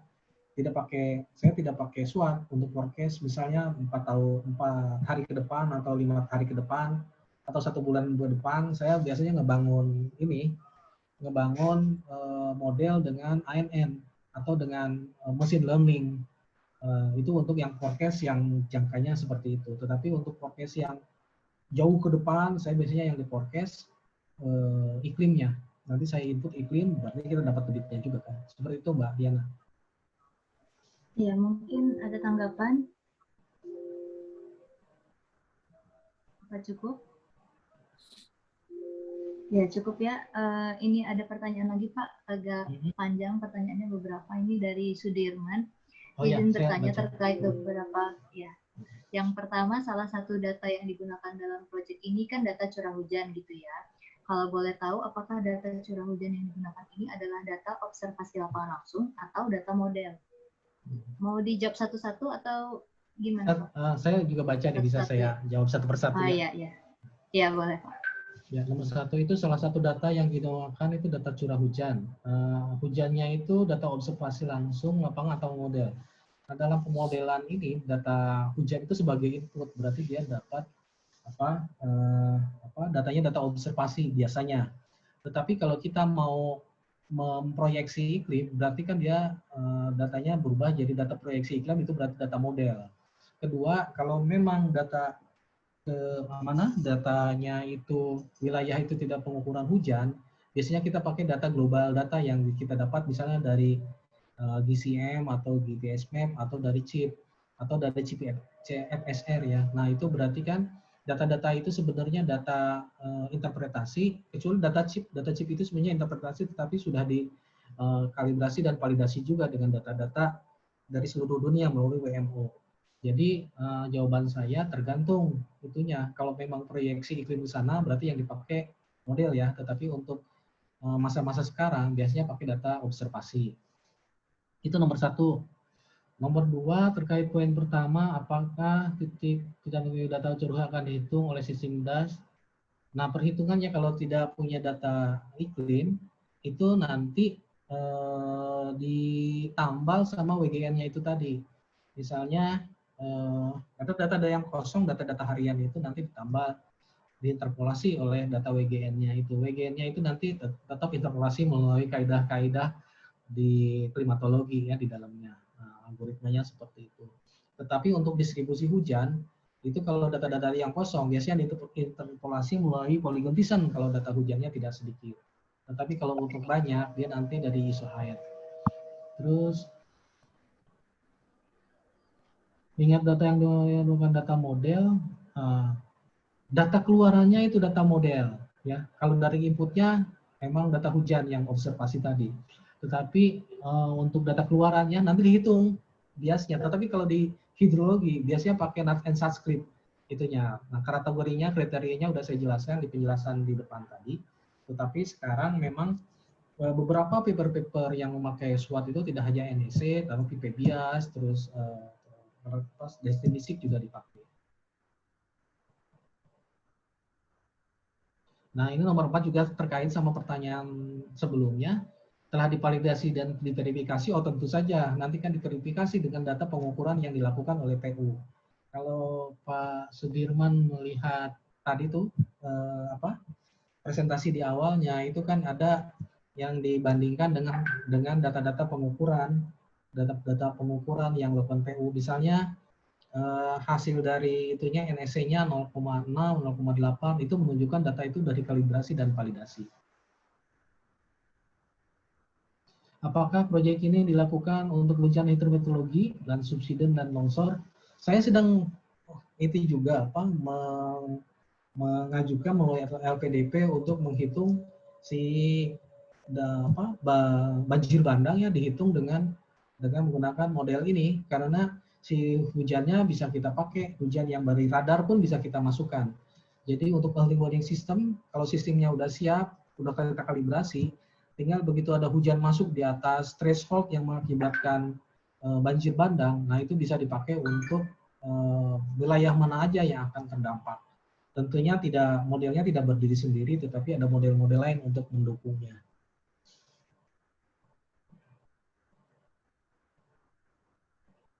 Ini nomor 1, ini terulang ya, pertanyaannya tercopy dan terulang. Iya. Oke, terima kasih Pak Sudirman dari Ketapang. Ya, Pak Sudirman bilang terima kasih atas tanggapannya Pak, cukup tercerahkan. Ada pertanyaan lagi Pak, ini satu lagi mungkin pertanyaan terakhir dari Angga Permana 4. Izin bertanya Pak, untuk data sumur bor dalam pemodelan SWOT ini apakah berperan tidak ya Pak? Ya, oke. Kalau Angga mah itu bimbingan saya sih sebenarnya. Angga, kalau data sumur bor tentunya sangat dipakai sekali nanti kalau kita kajiannya lebih ke hidrogeologi ya.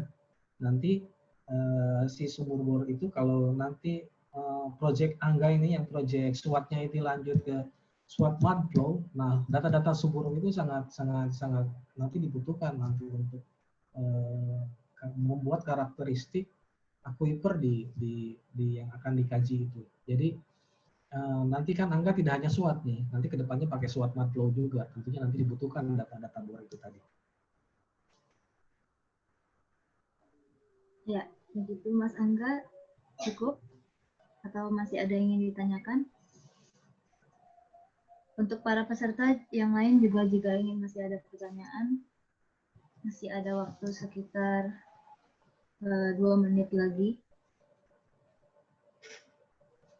Dipersilakan yang ingin bertanya. Mbak, untuk yang tadi output viewer, gimana caranya? Ya. Belum nemu. Makasih. Ya, silakan. Output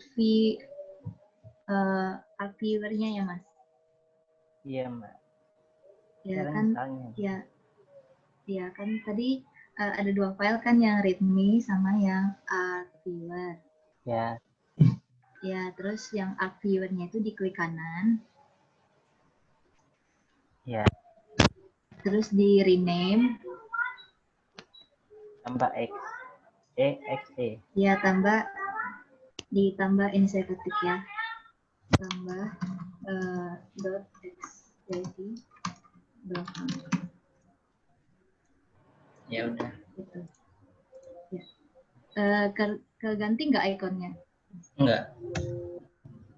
Oh, enggak. Soalnya kemarin saya juga gitu waktu install, keganti dia langsung bentuk upload yang bulat gitu. Mungkin Pak Iwan. Nanti saya share aja yang udah exe itu, buat installer yang exe-nya aja nanti saya share di. Nanti juga ada saya share di itu mungkin di Google Drive ya nanti yang kurang-kurang dari ini. Atau nanti panitia bikin Google Drive supaya bisa diakses peserta aplikasi-aplikasi atau data lanjutan. Saya harap sih dari hasil ini nanti kalau udah ini kan pencerahan ya, nanti ke depan disesuaikan dengan kebutuhannya juga bisa diskusi lah dengan saya. Ini ada Niko Widiatmoko izin bertanya, mohon bisa diulang untuk menampilkan hasil SWOT seperti erosi, debit, dan lain-lain. Soalnya tadi saya ketinggalan. Mungkin untuk mengulang gimana Pak? Sebentar bisa. Ini udah masih tampil masalahnya. Oh iya boleh. Ya. Untuk yang pakai SWOT viewer aja ya Pak Niko. Ya Pak. Ini sebenarnya datanya itu kan sudah selesai di simulasi di SWOT ya. Hasilnya udah jadi, terus kita save itunya hasilnya. Nah, kemudian di sini di daily ini bisa kita simulasi ulang nih. Nah, di sini bisa run daily nih, atau bulanan juga bisa. Kalau udah masuk ke sini segala macam bisa kita tampilkan. Kalau kita rubah-rubah di sananya, di mana di project SWOT-nya kita bisa run daily lagi. Nah, setelah di run daily nanti akan tampil nih parameter-parameter ini, karena ini daily ya. Kalau kita misalnya run monthly, dia akan nge-run lagi. Nah, nanti data bulanannya ada di sini ya. Mau itu Pak, mau tanya itu Pak, SWOT output viewer-nya dari mana tadi kan kok bisa tampil kayak gini? Oh, yang masih di ArcSWOT-nya ya? Oh, di ArcSWOT-nya. Kalau yang viewer ini diinstal dulu Pak. SWOT output viewer ini diinstal dulu. Oh gitu ya. Makanya saya belum ada. Nah, itu kayaknya udah di-share sama linknya udah saya share ya. Nanti bisa. Itu coba. Siap. Tapi intinya tinggal kita lihat-lihat di situ lebih itu sih.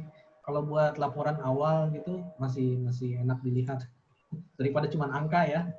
Contohnya di sini kalau misalnya lihat erosi kan, nah seperti ini, oh yang erosinya tinggi sebelah mana sih? Kalau kita bisa lebih detail, ininya tentunya bisa kelihatan. Begitu juga dengan yang HRD.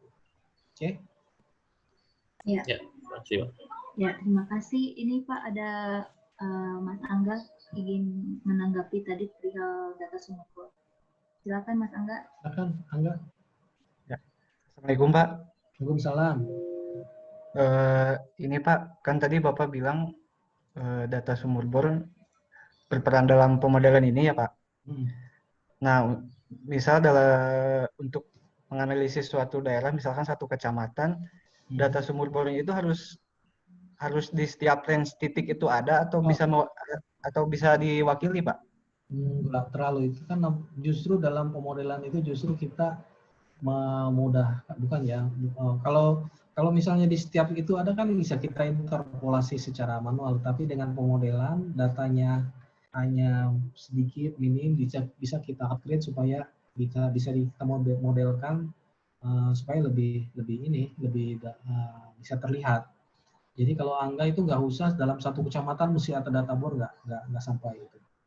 Itu nggak. Ya Pak, terima kasih Pak. Sama-sama Angga. Ya.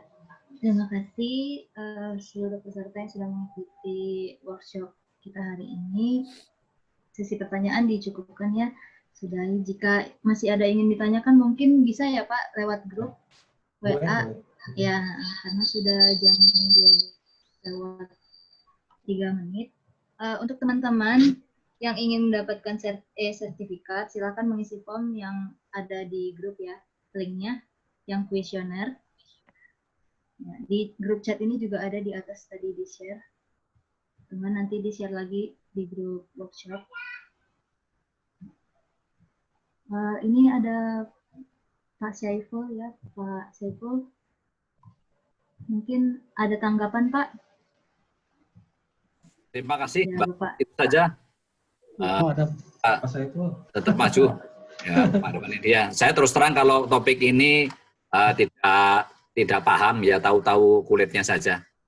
Tapi bagus, saya tadi coba mengikuti ya beberapa hal ini. Cuma mungkin kalau biasanya mahasiswa ini ya, nanti yang udah kerja pun juga biasanya ini maksudnya harus tahu teknologi, tahu tapi paham dengan pasti ya, paham dengan pasti artinya teknologi itu hanya bantuan, membantu. Ya software termasuk ArcGIS itu membantu saja.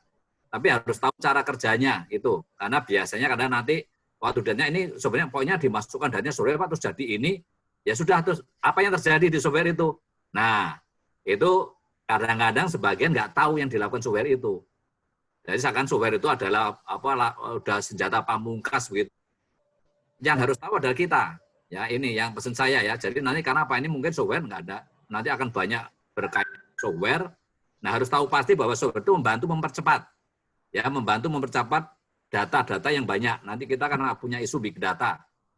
Ya, jadi itu saja. Ya kalau manual apa kalau dilakukan manual, kalau misalkan mati harus bisa. Itu intinya, mungkin harus dalam sebulan baru selesai. Dengan software itu mungkin hanya beberapa jam atau sehari saja. Nah, tapi ini, jadi jangan sampai terjerumus, tersesat, semuanya hanya disandarkan pada software. Itu harus hati-hati. Ya, nanti software apa saja.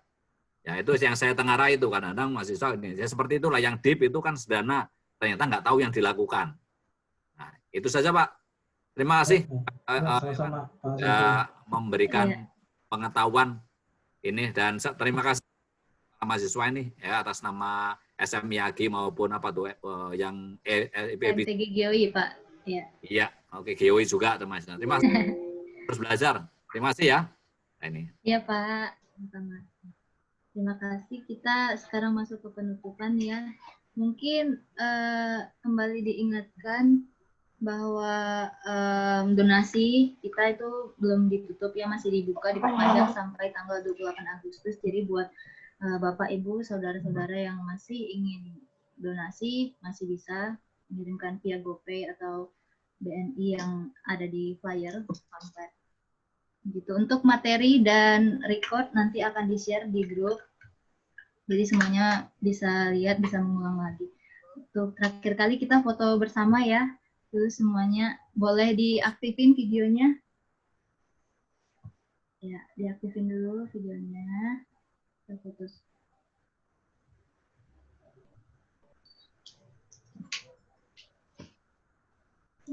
Sudah. Host ready? Host.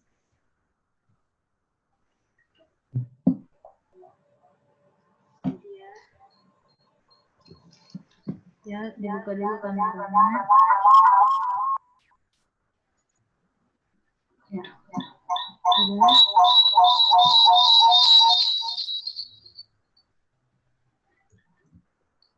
Ya, mungkin kita mulai ya. Ini ada tiga kali foto mungkin karena ada 3 slide. Yang pertama, ya, saya hitung ya, 1, 2, 3. Ya, sekali lagi. 1, 2, 3.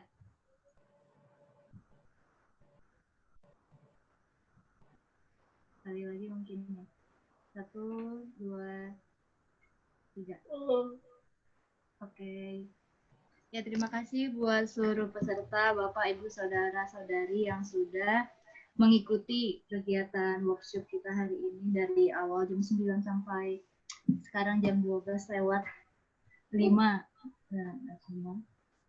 Mohon maaf dari saya selaku moderator jika masih banyak kekurangan, kesalahan baik dalam kata maupun perbuatannya. Semoga webinar workshop kita hari ini bermanfaat buat kita semua. Terima kasih semuanya. Terima kasih buat Pak Iwan selaku pembicara. Terima kasih Pak Iwan, thank you. Sama-sama. Terima kasih ya semuanya. Terima kasih Pak Iwan. Ya, untuk jika ada yang masih ingin ditanyakan boleh di grup WA ya. Ya. Terima kasih Bapak. Untuk e-sertifikat jangan lupa mengisi kuesioner. Terima kasih semuanya. Oh ya, dadah. Ya. Sampai ketemu di lain waktu. Bye-bye.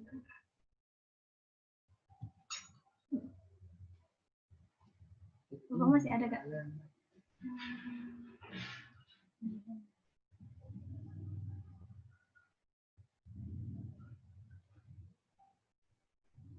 Oh ya, terakhir kali terima kasih kepada penyelenggara meeting webinar workshop kita, kepada HMTG GOI, SC, EEPG, SCMGI, dan SMIAG Universitas Pakuan.